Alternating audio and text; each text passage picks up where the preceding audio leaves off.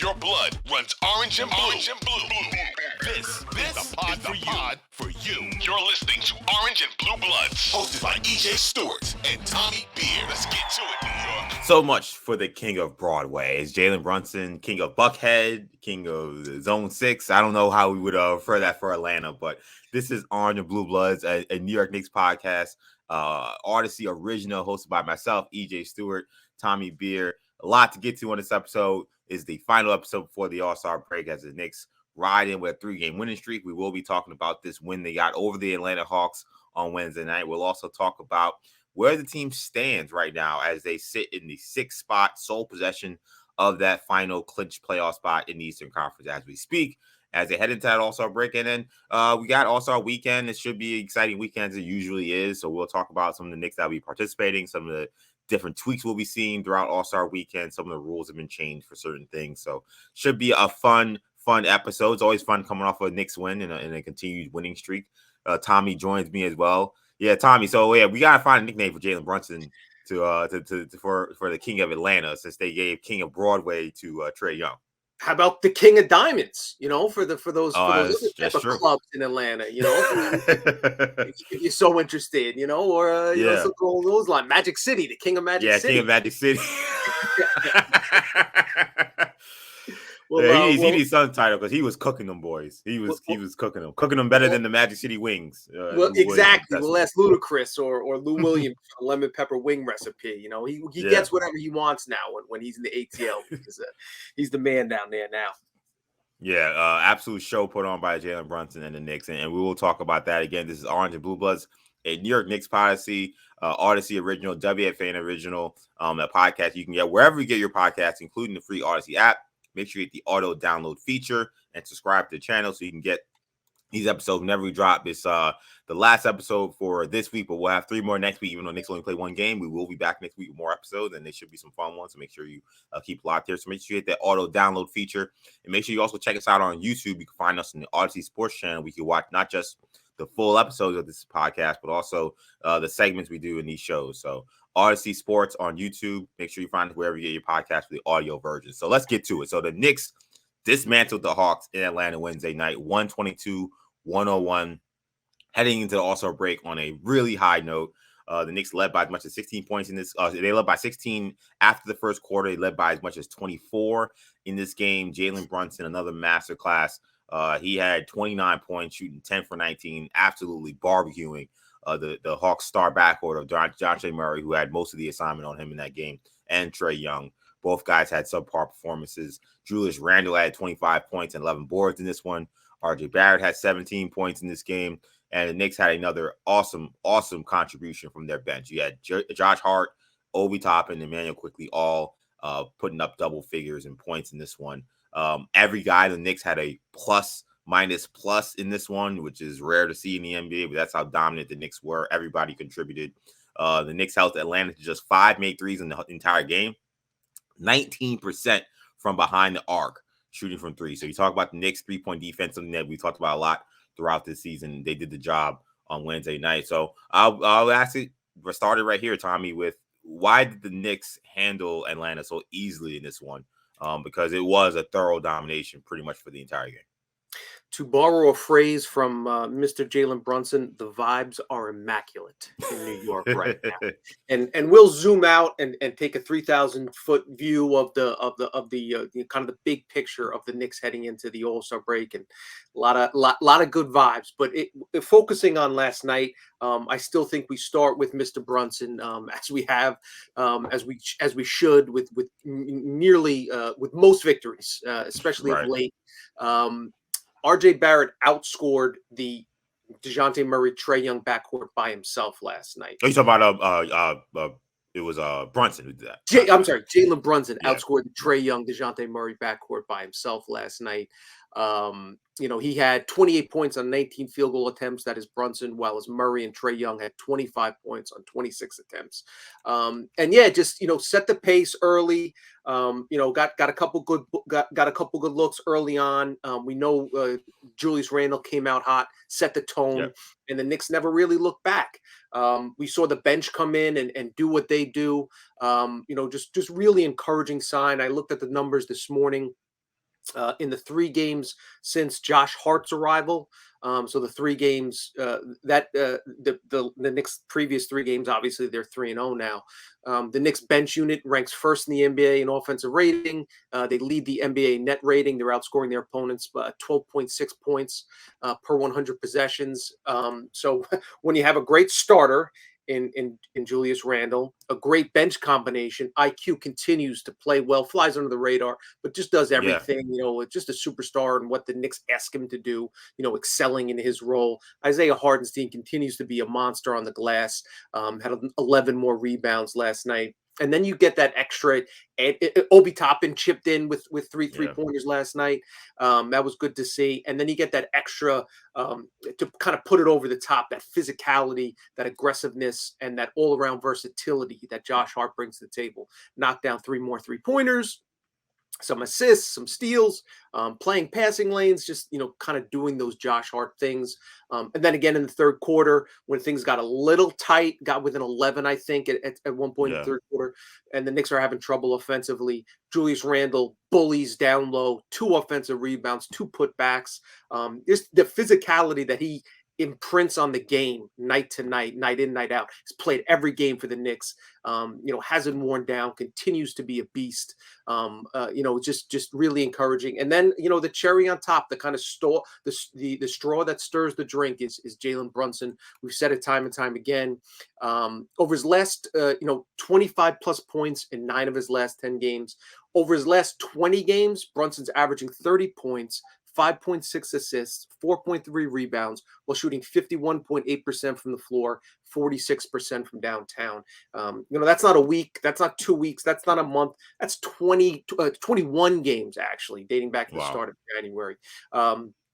That is a lengthy stretch of the season, nearly a quarter of the season.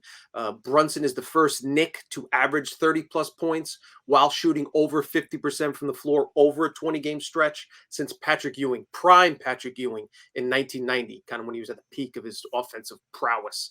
Lots to like, lots to love.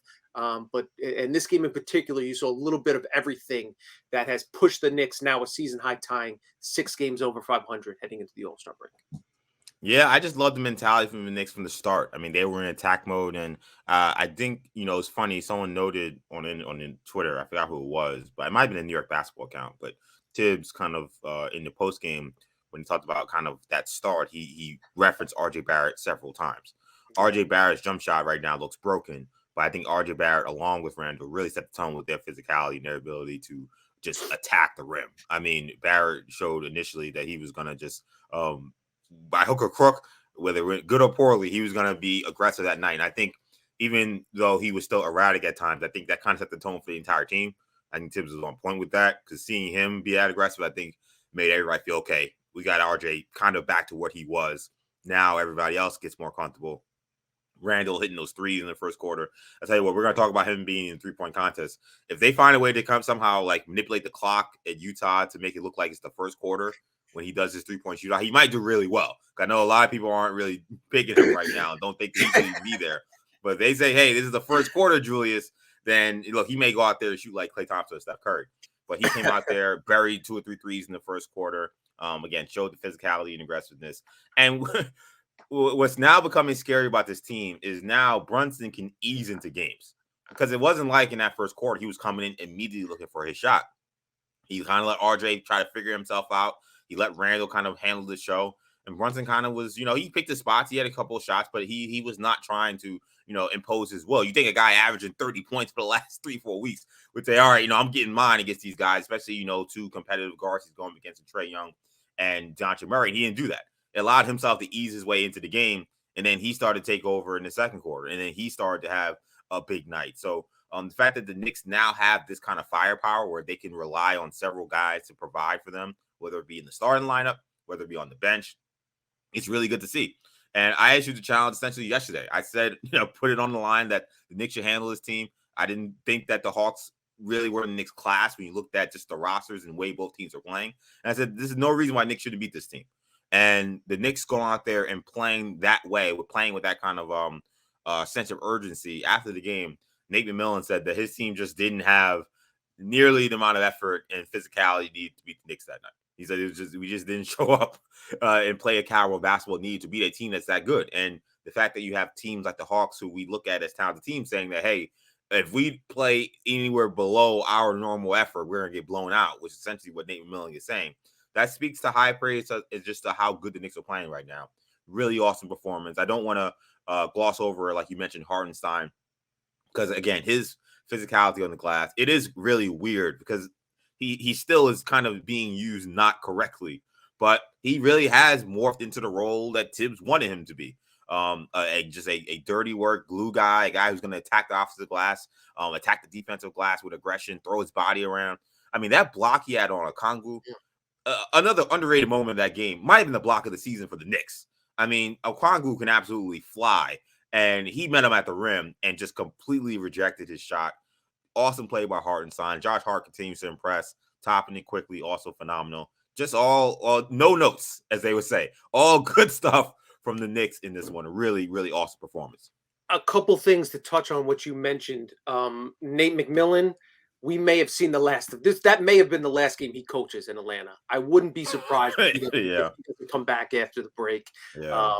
Trae Young quoted after the game, "We need a break. We definitely need a break." And just it didn't look like a team that was ready to compete. It didn't look like a team that was willing to match the physicality and the aggression that the Knicks brought to the table. So on the flip side, I'm going to compliment Tibbs, his coaching counterpart. He talked about making sure the team didn't take a break before the break. They'd won a couple games, excuse me, but he was insistent that they come out with the correct physicality, the correct, mind frame, and they attacked correctly. And that's what they did, so credit to the team, credit to the coach for having them in that mind space to not, because you can, they'd won a couple games in a row. Maybe we relax. We were ready. This is kind of, this is house money we're playing with in Atlanta. But as we know, every game counts, especially when you're trying to jump up into that 5-6 seed. This puts greater distance between the Knicks and the Hawks for that 8 seed. That's why you thought Atlanta would come out aggressive if they want to make a real run at the 7 seed, let alone the 5 or 6 as the Knicks, which is within the range of possibilities given their talent. This was an important game, but it just one in which they didn't have a chance. They didn't stand a chance right from the very start. Speaking on RJ, you brought up, I thought the best play from Barrett last night, and the good plays were few and far between, especially in the first half. Not only he missed his first 6 3-pointers, he was also DeAndre Hunter had his way with him on the when RJ was on defense. That being said, third quarter, RJ catches a corner 3, catches the ball in the corner, and instead of shooting, immediately attacks the basket. Ends up getting fouled, doesn't dunk it, but again, that kind of mind frame. If your 3-pointers and falling, attack the basket and impact the game positively, because as we've seen, and now as we know, the Knicks have a lot of interchangeable parts there on the wing. Those 35 minutes a night that Barrett may have been, essentially guaranteed over the first 3 years of his career. Those aren't given minutes anymore. Those minutes are earned. We could see more Grimes, who again his shot is still struggling, but defensively just does a great job on Trae Young. He was awesome on Trae Young. Awesome on Trae Young, and just again any perimeter player, guard, point guard, 2 guard, having a guy like Grimes start out the game on him is a great boon for the Knicks. There's just a ton to like from what we saw Wednesday night in Atlanta. Yeah, I think that Barrett game was a game where you don't really have it and you got to do something for your team. And he found a way to contribute in some way by just being a Tasmanian devil, just putting his head down, going to the basket. He took those 6 threes. They were wide open. So he had to shoot a lot of them. But, I mean, his jump shot looks really bad right now. Like, I don't know what's going on with that. I know last time I challenged Drew Hanlon actually helped him out, and then he started shooting the ball well. Maybe now I'll say again, Drew Hanlon, figure something out. What the hell's going on with your boy? Because I don't know how he was shooting so well prior to the injury. Now, there were some shots last night where some of the worst shots I've seen him take from 3. Wasn't even close. Really ugly. Really ugly. Yeah, wasn't even close. You sometimes guys just need to step away, like we all do Yeah, in any walk of life. Just a couple days away, a week away from the grind that is especially an NBA season. So he mentioned it. He said he was just kind of worn down physically, mentally. Kind of alluded to it in his post game comments. Which is clear. It's clear as day for anyone that's watching. So hopefully he gets a nice little extended rest here, whether that's getting shots up with Drew Handle and Jim or just going to a beach somewhere and not thinking yeah, about basketball for 5 days. I'm not sure what would be more beneficial for Barrett. But for the Knicks to kind of unlock, and we'll talk about kind of as we recalibrate where the Knicks are headed this season, they need RJ Barrett to knock down those corner threes, to knock down those yes, open they do. threes, to kind of, especially when he's the lone starter with that second unit at the start of the second quarter, the start of the fourth quarter, when he's more of an offensive focal point, they need RJ Barrett to be at least a league average shooter, a scorer, and contribute on the defensive end. So we'll see kind of what RJ Barrett returns after the break. Yeah, and I liked his drives. I mean, he made some really good left-handed drives. I mean, if you take away his threes, he was 6 for 10 from the field. I mean, inside the Yep. 2-point arc, he was pretty good. It's the 3-point shot was just so ugly. He's got to make those shots, and again, whether it is working with handling or whether it is time off, he needs to figure out a way to get back. But the one thing I wanted to say before we move on is about this performance, and it kind of does lead us into this next conversation. The Knicks bench now is really becoming a weapon. I mean, when you have Emmanuel Quickly now in the bench role, and what's great about Quickly now is he really is a chameleon. Like he could do anything. You could start him at point. You could start him at the 2. You could have him play off ball off the bench. You could have him play on ball off the bench. Like there was a time where Emmanuel Quickly, where sometimes it was like, oh, if you try to make him play point guard, like his shot won't be there, and he'll be too focused on trying to get the team involved, or he's too busy just looking for his shot. He'll play too selfish, and maybe his defense will suffer. Like Emmanuel Quickly has gotten so much better this season. Like I don't even think the numbers really show how much better he is than he was last season in his rookie year. I mean, he's a really good player, and him being able to say, okay, Deuce is now on the bench. Now I'm the real point guard on the floor with those bench guys. And again, it doesn't matter. It doesn't matter what the role is. He's still going to produce. He's still going to give you A+ defense. With him, Toppin looking like he's getting his shot back now too. And then Josh Hart, again, phenomenal. His attacks to the basket always seem great. That bounce pass that he threw to Hardenstein, like I just was like, oh, beautiful, beautiful basketball. Like he just makes simple plays. He makes fundamentally sound plays, and it's just great to see. He's a smart player. So when the Knicks have a bench like this, also that when we talk about their ceiling, that gets you excited too, because the last time Knicks had a really good season, that 2021 season, their bench unit was phenomenal, maybe the best in the NBA. It feels like the Knicks are getting to that area again. I'm not going to say they're going to be that good, particularly offensively, but just in terms of overall effort, defense, hustle, and some scoring ability, their bench is a weapon now, and that's and they just, I mean, they detonated on the Hawks in this game. I mean, they really hurt them. Start that fourth quarter, and in the second quarter as well. But let's talk kind of where we are now at the All-Star break. So after New York won their game, the Nets beat the Heat. So the Knicks are in sole possession of the 6th seed. They are 33-27, a half game up on the Miami Heat for that 6th spot. And then now just 2 games back of the Brooklyn Nets for that 5th spot. The Knicks also got great news on the injury front. MSG's Alan Hahn said Wednesday night that Mitchell Robinson has been cleared for contact and is expected to rejoin the team after the All-Star break, which is huge news for the New York Knicks. Mitchell Robinson missed a month of time with a broken thumb. So now you have Mitchell Robinson coming back in the fold. You have a team that's now secured right now in the 6th spot. The 5 seed is within an arm's length away from them, just 2 games back. How would you assess where the Knicks are at this point going to the All-Star break overall? I mean, to kind of take a big picture look at it. Yeah, I mean, listen, we gotta recalibrate what we think this team could be, because right now, on the season, they only 7 teams in the NBA have more wins than the Knicks. The Knicks rank 8th in net rating. That's a season's worth of big picture stuff here now. Dating back to December 4th, that Sunday night game against the Mavs, Knicks have the 4th best record in the NBA. So there's again, they're top 5 in offensive efficiency during that stretch, just outside the top 10 in defensive efficiency. So we kind of got to look at, we got to change the way we think about this team, I think, a little bit. There's 22 games left in the season. Yeah. But for me, this, just kind of looking at the big picture this morning, and I wrote about it in the newsletter. I think, and we'll talk about the bench unit and the, shooting percentages have increased, and Julius Randle's, he's been a far more efficient player. Hart gives them, their defensive rating has increased. But outside of numbers and all that other quantifiable stuff, to me, kind of what struck the reason I wrote about it was, I'm not sure if you're watching the MSG post game, like in the the few minutes after the game ended when they interviewed Brunson on the court. Yeah.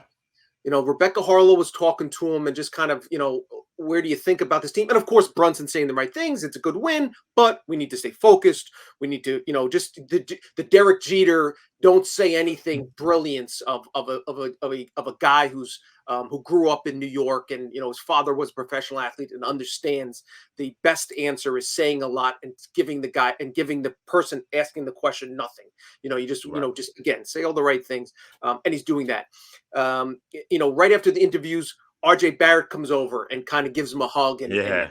and Brunson smiles and he pushes him away. And says something like, "Don't say anything crazy," or don't say Yeah. anything Yeah. foolish, or so Brunson, so Barrett giggles and walks away.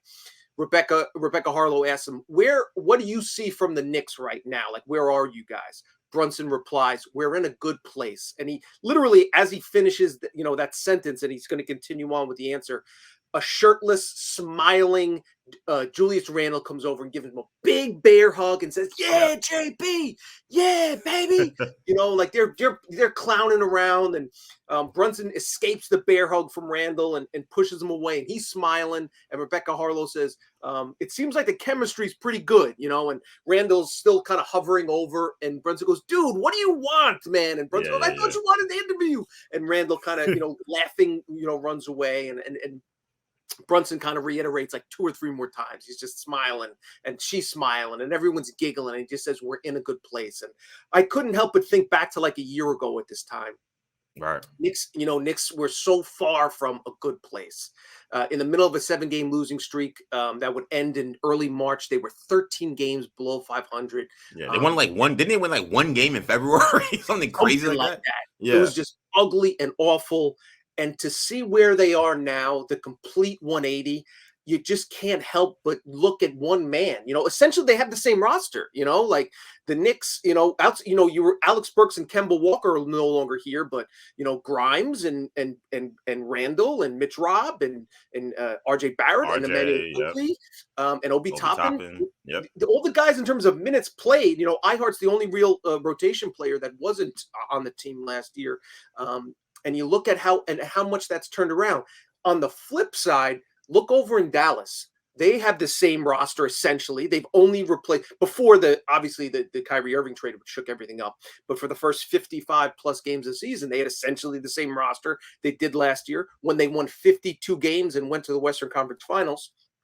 The only significant change was obviously Jalen Brunson left for New York, but they brought in Christian Wood, so he's kind of absorbed those minutes. The Mavs right now are 2 games over 500, and they're 16th in the NBA net rating. So I just looking at the big, like there's like chemistry is like really hard to define. We've seen it when it doesn't work. It kind of there's blaring sirens. Just look across the river in Brooklyn. The greatest collection of offensive talent we were told in NBA history. That didn't end up really well, and a lot of it has to do with ego and narcissism and selfishness. And that exploded. Look at the Hawks. Trae Young, DeJounte Murray, John Collins, Clint Capella, DeAndre Hunter, now Sadiq Bey. Like they're a really talented team. That's why everybody every pundit picked them to finish ahead of the Knicks this season.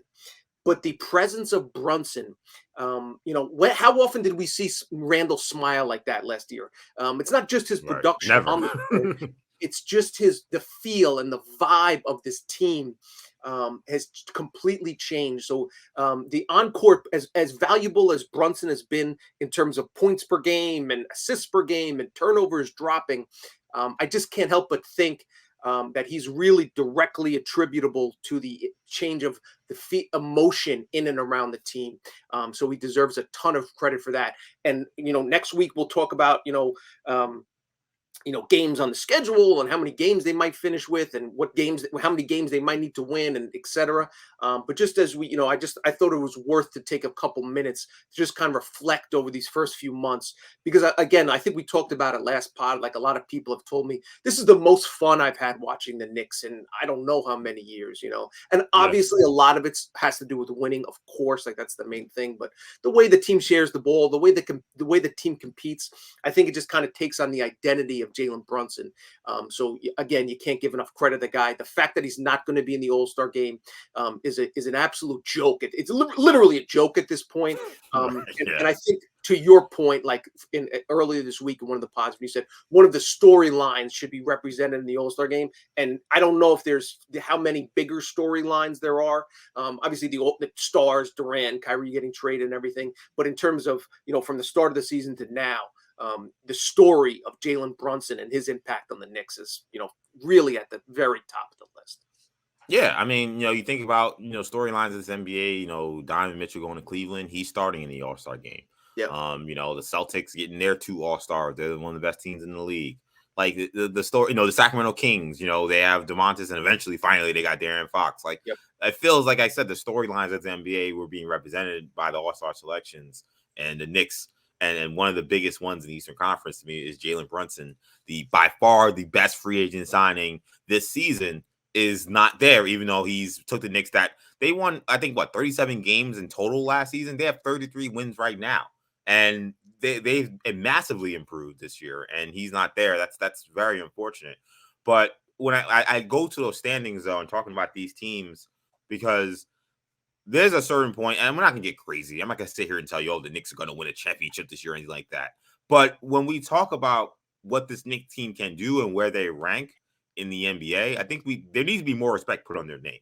Because when I hear about these other teams that can win championships, I hear about the Phoenix Suns, Los Angeles Clippers, Dallas Mavericks, Golden State Warriors. Guess what? The Knicks have better records than all those teams I just named. All of them. And those teams, we routinely say, oh, well, if they piece it together and they get healthy, or maybe they can win a championship. Well, the Knicks is doing this without Mitchell Robinson. So what if he gets healthy? I'm not saying, they can win a championship. I'm just saying when we talk about how good this team is, because I said this on this episode, on this podcast, but I think I said it more on WFAN when I was hosting a couple weeks ago. It was starting to become maddening, this anger from some segment of Knicks fans with, like, frustration that the team wasn't better. And I'm like, the Knicks are a good team now. Like, what? Like, they've been a terrible team for years, and they made the playoffs that one year. Then they had a miserable season last year. But when you watch how they played this season, what is there really to complain about? Brunson is playing like an all-star. Julius Randle has returned to all-star form. The Knicks look like a competent team. They play hard every night. Like, yes, we'll go through the, RJ needs to play better, and this guy needs to be more consistent. We can talk about those things. But some of the anger that comes around, like, this team and the idea they're going nowhere, Rome was not built in a day. And things sometimes have to take time to progress. This has been a really good Knicks season so far. The fact that they're 6 games above 500 going into the All-Star break, that's the best case scenario I think anybody looking at this season could have asked for. If you told me they were 6 games above 500 with Donovan Mitchell, I would have said, all right, that sounds about right. The fact that they're there without him, and they did not make that trade, like, there's a lot of positive signs to take away from this team. And I can't say enough about the job that everybody's done. Leon getting Jalen Brunson, doing everything it took to get him, and Tibbs for finding a way to fit these guys together in a position for them to succeed. It took a long time. It didn't look like it was going to work out at points in the season, but it's found a rotation, adding Josh Hart to this mix. Now this is a Knicks team that the city can be proud of. I think that these fans should be proud. I think a lot of them are, but there's still some segment that are just saying, well, what does this mean? Who cares what it means? It means that your team is in the 6th seed. It means that your team right now is in a playoff hunt. Like, root for the team that's in the playoff hunt. Let's see what happens here. Like, sometimes we talk about watching TV shows and people want to say, well, what's going to happen at the end? Sometimes just watch the show. Like, the show or the movie, like, it may end up fine. It may end up good. You don't know. Like, to always just, like, just be so, like, defeatist and so, like, angry about, well, I don't know what's going to happen with this and that. It's like, just watch what's going on, okay? A month ago, we didn't think they'd be here after Mitchell Robinson went down. Now they're 6 games above 500. Mitchell Robinson's coming back. It's all, like you said, the vibes are immaculate. Like, I don't know how else to say it. That's it. And the next 14 games without Mitchell Robinson to be 8-6, 2 games above 500 in those 14 games, remarkable. The thing I would say about the segment of the fan base to prove how idiotic, I don't want to say it, how funny some fans can be. Is a segment of the fan base that is watching Cam Reddish put up 17 I know. in a Blazers game, as if it's in a 20-point loss, as if that matters when Josh Hart has had the best 3-game start to a Knicks career. Then you could possibly imagine. So again, you can't worry about the 10% here and at either extreme, because there were people that are convinced that they're going to win 60 games, and there are people that just want to see the whole thing burn. But you're right. I think the vast majority of fans in the middle, and maybe that's a good metaphor for society, we're more on the same page than we're not. So yes, there's a lot to obviously to look ahead towards. And you mentioned the return of Mitchell Robinson. That's when things get really interesting. This team has played, again, just outside their offense has been fantastic, top 5 in offensive efficiency over the last 2 months. And the defense has hung in there and better than league average during this stretch without Mitchell Robinson, or slightly below league average without Mitchell Robinson, but just outside the top 10 for the season. When he returns, now you're going to see, how about 48 minutes of Mitchell Robinson and this new and improved Isaiah Hartenstein? That's what really unlock an even higher ceiling for the Knicks. Sims has played well, but I think clearly Mitch Robin and this version of Hartenstein have established themselves as in a big game. Those are the 2 guys I want to see. Sims is great to have as an insurance policy. And he's had some ups and downs and played relatively well of late. But yes, credit to Hartenstein, because to your point, he was more of a finesse kind of, a high assist rate guy, those kind of, facilitating. Now he's doing dirty work under the boards, blocking he's a bulldog. shots, grabbing rebounds, everything you could ask for him. And in terms of, yes, to talk about championship expectations right now would be foolish. But I can say this morning, and probably for the first time since we started this podcast this season, that I wouldn't be surprised to see the Knicks win a first-round series right now. I think they'll probably be underdogs if they get to the 5 seed and have to play the Cavs. Cavs have home court advantage. Donovan Mitchell, Darius Garland, Evan Mobley. Kevin Love asked for a buyout, which I found odd. He hasn't been playing much recently. We'll see how that plays itself out. But the reason I think that the Knicks can win a playoff series is because I think they have a chance to get to the 5 seed. They wouldn't, in my opinion, or I should say it's unlikely that they'd be able to compete and extend the cream of the crop in the East. The Celtics and the Bucks specifically. Sixers are a little bit different story. We've shown that they can hang. But if the Knicks avoid that obviously the play-in to the 7 or 8 scenario, and can jump past the hold off the Heat and jump past the Nets for the 5 seed, it seems almost assuredly that the Cavs will hold on to the 4 seed, unless the Cavs and Sixers might flip flop. Not crazy; they're only separated by a couple games. But goodness, that would be a highly anticipated first round series. The Knicks and Jalen Brunson against Jalen Brunson, who torched Donovan Mitchell last April in the first round of the Dallas series. So just the storylines on that one, forget about it. We're a long way from there. We're 22 games still left in the regular season. But again, if we're talking realistically, the Knicks, as you mentioned, they have a better record than all these teams. They've played better over the last 2 months. They've done this without RJ Barrett playing well, playing poorly, as a matter of fact.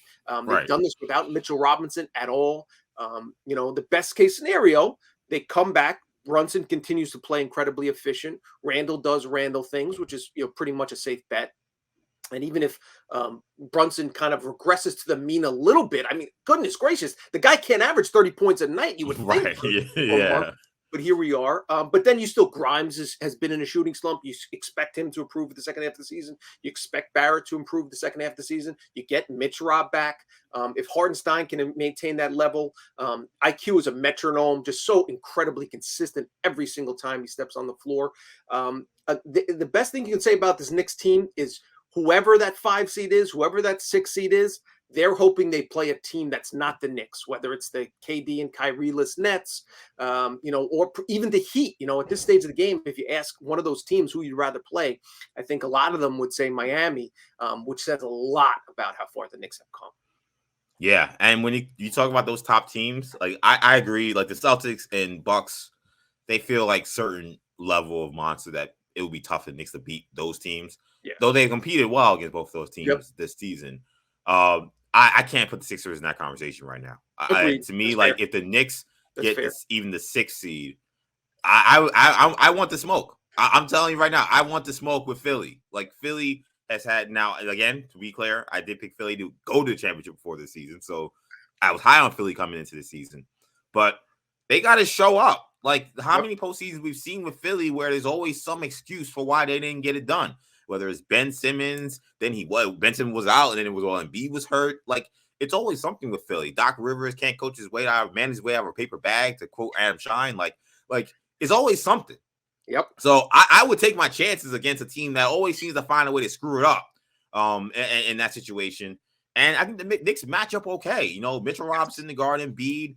They got now plenty of wing defenders now. When you add Josh Hart, when you're dealing with someone like Harden, so you got Grimes and Harden, and Hart can kind of flip flop between those guys. I think that's a pretty decent matchup. I mean, the Sixers clearly come in maybe with a little more talent, but the Knicks can beat those guys. Like I think that if they get to that 6th spot, the Knicks have a real shot to win a first round series. And again, that's not something I thought I would have said even a month ago or even maybe 3 weeks ago. But the way they're playing right now, that's how confident I'm feeling. Plus, you factor in the Knicks would be completely playing with house money against a series against the Sixers. Heaven forbid the Knicks ever win one of those first 2 games in Philly. The pressure gets ratcheted up incredibly high on the Sixers. How does Harden respond? It's wild going into a series. The Knicks would actually, in my opinion, have the advantage at point guard. The matchup between Harden and Brunson just shows how well he's played the season. And I've never been a big Harden guy, especially in a big spot. And we've talked about the Philly before. I am not a Philly guy. I'm not a Philly fan. I'm not high on Harden. I'm not high at Rivers in a big spot. The thing that kind of pushes it over the edge for me is Embiid, because he's capable of averaging. He can average 40 points a night on 60% shooting over a 6-game series. Maxi's a stud coming off the bench. He'll probably be in the starting lineup by that stage of the game. Yeah. We'll see. We'll see how they handle it. But the Anthony Melton is a great defender, but Brunson's eaten his lunch the last 2 times they've met. Yeah. So we'll see. Obviously, a lot to look forward to, but the reality is these are not crazy conversations to have. And I would have thought it would have been crazy if you told me 2 months ago, 3 months ago, that we'd be having these conversations and not sounding foolish. Yeah, I think the one thing about Philly that makes me feel good about the Knicks in the matchup with them is I think the Knicks have shown they have their most problem with teams that have an athletic profile that is so much more superior to them. Philly is a extremely slow team. They're starting, guys that are in their upper 30s, a guy like PJ Tucker, James Harden, not going to beat you with athleticism. Embiid's a huge guy and a great athlete at the center position, but outside of him, they're not a team that's going to run away from you. They're not a team that's Tobias Harris, good player, but not an athlete. Like the Knicks athletically match up extremely well with them. At that point, it'd be a determinant of, all right, who plays well over 7 games? And I'm not sure if nobody will play as good as Embiid over 7 games, but could the Knicks as a team play better than the Sixers? Coach better than the Sixers for 7 games? It's possible. I think that is not impossible. It is definitely not impossible. But we are headed to All-Star Weekend. At the time of this recording, as we've mentioned multiple times, as our frustration rises as every minute goes by, Jalen Brunson not going to the All-Star game as we record. I don't know when Jalen Brunson has to make Jalen Brown has to make a decision whether he's going to play or what the hell. And B keeps saying, well, I might not play. I don't know what's going on. So those guys are apparently injured and it's unsure whether or not they're going to play. But Brunson right now not going to Salt Lake City. Who is going to Salt Lake City? Plenty of Knick representation. On Friday, Quinten Grimes will be in the NBA Rising Stars Challenge. He'll be playing on Team Joakim. For Team Joakim Noah, he's the coach of this team. They do a little 4-team tournament for the Rising Stars Challenge. I think last season was the first season they did. It was really good. It actually ratcheted up the intensity of that game, those games now, much more than it did before. So Quinten Grimes will be playing on Team Jokum, former Nick great. It's just some remember his very very what do I say just unforgettable years as a Knick, where he was mostly in street clothes. He'll be playing alongside guys like Evan Mobley, Jabari Smith, Josh Giddey's also on that team. So plenty of other talented rookies and sophomores will be playing alongside Quinten Grimes. Then on Saturday, you'll have Jericho Sims taking flight in the slam dunk competition. He'll be up against Mac McClung, who's a G League player for the Sixers affiliate. Trey Murphy and Kenyon Martin Jr. will also be in that slam dunk contest. And just breaking, as we talked about earlier on this episode on Thursday, Julius Randle added to the three-point contest. He's replacing Trailblazers guard Anthony Simons. Julius Randle's he's made a lot of threes. He's top 10 in three-point made this year, but only shooting 34%. But he finds his way into the All-Star three-point shootout. So he'll be also participating during the Saturday festivities. And on Sunday, Julius Randle will play in the All-Star game. We do not know what team Julius will be playing on yet, because they've changed the way the draft works now. As opposed to it happening a week before on TNT, it's not going to happen right before the game. So the players will be picked kind of like, gym class style, or, class reset style, where they'll just all line up, I guess at midcourt, and the LeBron James, the Giannis Antetokounmpo will draft their players right there, and then they'll pick up basketball and play for 48 minutes or however long it's going to take. So they also do the weird scoring at the end of the game in the fourth quarter. So, some new wrinkles to All-Star Weekend. Plenty of Knicks involved. First of all, what do you think of the late draft that's going to happen? Are you a fan of that? Yeah, I guess so. I've never been unlike you. I know you're a resident All-Star fanatic.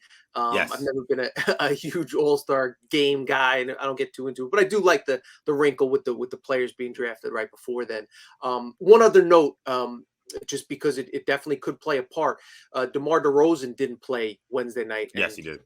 The Bulls haven't listed their injury, haven't submitted their injury report for tonight's game, but he was diagnosed with an MRI on Tuesday, revealed a grade 1 thigh strain. He did not play Wednesday. We don't know if he'll play Thursday, and consequently, we don't know if he'll play Sunday. So those are two options that Brunson could sneak in as a reserve. I to your point, I don't know when the league when the players have to declare one way or the other, when the league has to decide. I guess it could go to Saturday. I mean, I'm sure Brunson wouldn't mind hopping on a flight even Sunday morning or Saturday night or whatever the case might be, and running around the court for 5 minutes. We probably get 10 minutes off the bench. In the All-Star game. So we'll see how it plays itself out. And as we've said previously, him getting a few extra days of rest certainly wouldn't be the worst case scenario. And just because I mentioned rest, it's probably important to point out Randle, the Knicks have won. They won by 18 on Monday against the Nets, won by 21 last night. Randle played less than 34 minutes in both games, over his last 6 games at just 35.2 minutes. So the bench playing so well, and Hart, contributing, and the team, those 2 blowout victories has helped reduce Randle's minutes a little bit. That's something we'll keep an eye on over the second half of the season. As far as the All-Star game goes, yeah, I also find it funny that the Knicks are going to have a representative in the dunk contest, in the 3-point shootout, and now the rookie game with Grimes and Brunson. Of the 3 players that are involved in all these All-Star festivities, Brunson's going to be watching on TV. Just doesn't sit well with me, let's say.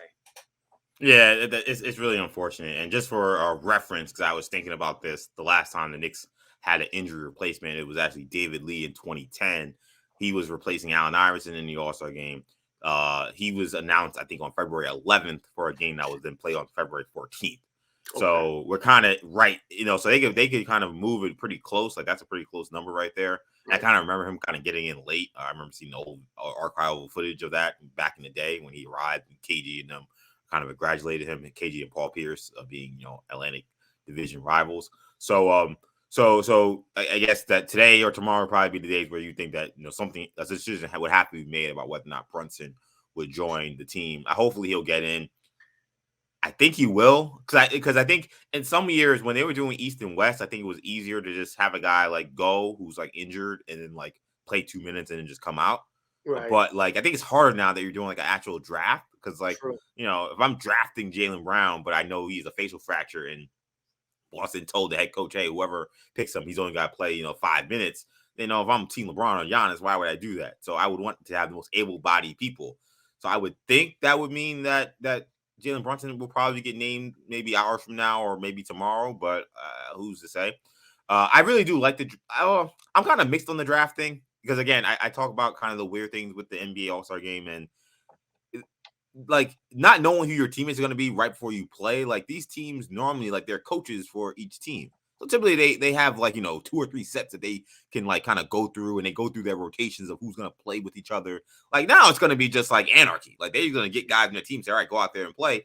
Yep. And considering a lot of people complain about the lack of physicality, lack of defense, I kind of wonder if this kind of makes this more of like a clown show than maybe the NBA trying to get away from. The different rules with the scoring in the quarters and the scoring at the end of the game has definitely helped that. So maybe that won't matter as much.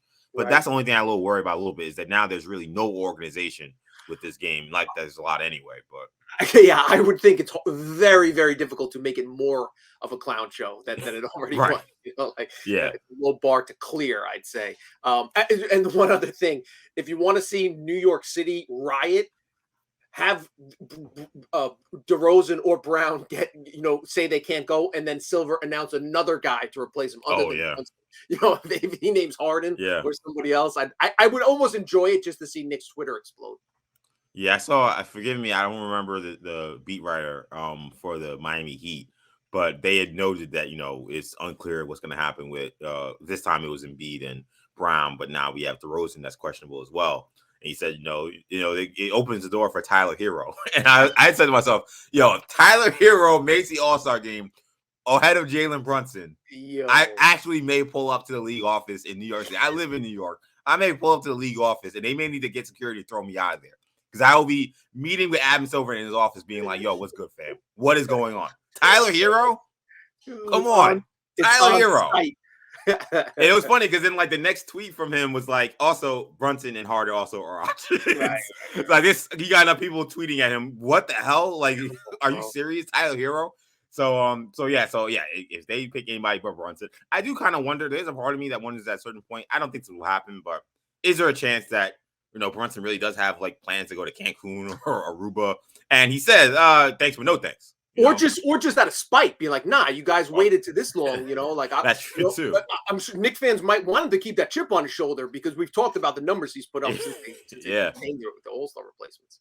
Yeah. So I kind of wonder if there's a chance that he just doesn't go, not because they actually don't approach him, but eventually he's like, this is so late in the game, and you guys didn't pick me this whole time. I'm not going. I'm going to spend time with my fiance, who I may have to actually, spend time with after the whole Iggy Azalea situation. That's what I'm saying. He may be on the hot seat already, so if he promised her a trip to Cancun, he's got to make sure he goes to Salt Lake City and not to Iggy's apartment somewhere, So yeah, exactly. So that may be a wild card in this as well. I don't know what Jericho Sims is going to do in this dunk contest. Like, big guys always have a weird thing. I mean, Obi Toppin is the reigning champion in what was declared by many one of the worst dunk contests ever. I don't think that was his fault. I think he was okay. I think the rest of the guys didn't show up. But the Knicks have a chance to keep the dunk contest championship in New York. This is not a field that's going to inspire a lot of excitement, because a lot of these guys, one guy's in the G League, other guys are younger players, haven't necessarily established themselves. I always liked Trey Murphy, even back when he was at Virginia. So I don't really think of him as a dunker per se. I think he was more of a shooter. So I was kind of surprised when I saw that he was in this. So I don't know. Like, I think his chances are pretty good, considering I would say KJ Martin probably be my favorite out of these guys, but we know Sims can fly. I mean, we know he has hops, and there was a picture posted a couple of days ago that, there's an NBA slam dunk contest coach now. Like, I didn't know that was a thing. And they go around, and which is actually probably smart because we've seen so many catastrophes with these terrible dunks. They go around to these organizations and they work with the guys that are going to be in it. So that guy was at the Tarrytown Club Tarrytown, as Tibbs called it yesterday. When he asked where he's going to do for it, where he's going to go for the All-Star break, he said, I'm going to Club Tarrytown, which means he's going to be at the practice facility, just living in the film room. He was at Club Tarrytown, apparently with Jericho Sims working on stuff. So good luck to Jericho. I think he has a decent shot because I don't really feel like Murphy's really a dunker. McClung can jump, but he's small, so that always comes the thing of like, you can dunk, but are you going to make these dunks? And then KJ is tough. He that's a guy who legitimately has great hops. So, but I think Jericho Sims has a shot. It's just tough for big. It's always tough for big guys. I just checked the odds, and they're very. Sims has the best odds, meaning you get the best return. He's plus 260, whereas and then Trey Murphy's plus 250, McClung plus 250, Kenyon Martin plus 240. The fact that they're so closely bunched, I like Martin is probably the safest bet. But I think Sims again. If he's working with a coach and if he's creative, the things that Sims is such a humble guy, such a soft spoken, despite his great athleticism, doesn't kind of have that flash and pizzazz. Will he put on a cape? Will he put on a flight suit or something weird, something funny, something to get the crowd hyped up? We know Kenyon Martin Jr. is going to do something. Mac McClung, has the white. Mac McClung, he's been putting on shows since he was on Ball His Life. Mixtapes when he was 16. So yeah, 100%. He's gonna be totally fine with this. He'll have that novelty going for him. So there's but that being said, in terms of just pure athleticism, the combination of size and strength, they said on the broadcast last night, I didn't know that Dominique Wilkins was Sims' favorite a dunker from back in the day. So if he throws some two-handed windmills down and just some power like off the glass, Dominique Wilkins type dunks, I think he has a good chance to win because it's the tall, bigger guys have a tougher time. Legend, historically competing in this competition. Dwight Howard, I think, won it one year. Larry Nance, I think he won the first contest back in '84. But obviously in the past, it's the wings, the smaller guys, the Nate Robbins, and that kind of the Spud Webbs. Just it's fascinating to see a guy that's relatively small jump that high. So, but I wouldn't put it past Sims. I think he's definitely got a puncher's chance. Yeah, Jericho's definitely got to show some energy, some life. He's a very, stone-faced dude. Like so much of these dunks is not just about making the dunk; it's also the reaction afterwards. The build-up before. So hopefully Jericho puts his biggest, show the most emotion he's ever shown probably in his NBA career in this one. That will give him a good shot. I mean, I think he has a shot, like you said, because he can definitely fly. He's got to have the highest verticals, one of the highest verticals in the NBA. So, and we know he can finish. So I think that he'll do well. I agree. I think I will be watching a lot of film with Dwight Howard, guy who had similar body type, similar profile. I think they're similar athletes. He would be a guy I would watch. I'd also watch Dominique Wilkins. I think he's a good one as well. And I'm hoping for a good show. When I think about like All-Star Weekend and Knicks memories, I think the biggest one is probably, Nate Robinson jumping over Spud Webb. Like that to me is like a All-Star Weekend memory that I could think of. I think Clyde won the MVP of the All-Star game in the 70s. I think we actually mentioned that in one of the podcasts or Willis Reed won in 70. Clyde won a couple years later. So they've had their share of MVPs. I don't know. I wouldn't give Randle much of a shot to an MVP, but you never know. The original Knicks banner meme, I think, was David Lee winning MVP of the rookies, whatever. I don't even know what they called it. Yeah, he did. He did a rookie. He did the rookie sophomore game. Yeah. Yeah. Rookie sophomore challenge. He was MVP of that. So I don't know where that ranks, but I think that lends to just more to the point of how the Knicks have lacked all-star caliber players for the better part of this millennium. Yeah, let's hope that we can make some all-star memories. Quinten Grimes got shot. Randle's got multiple cracks now. He could shock the world by winning this 3-point shootout. And of course, he has the all-star game in Jericho Sims' a dunk contest. So it should be fun for Knicks fans. Should be a fun weekend. But that's going to do it for this edition of Orange and Blue Bloods. Tommy, let the people know where they can find you. At Tommy Beer on Twitter.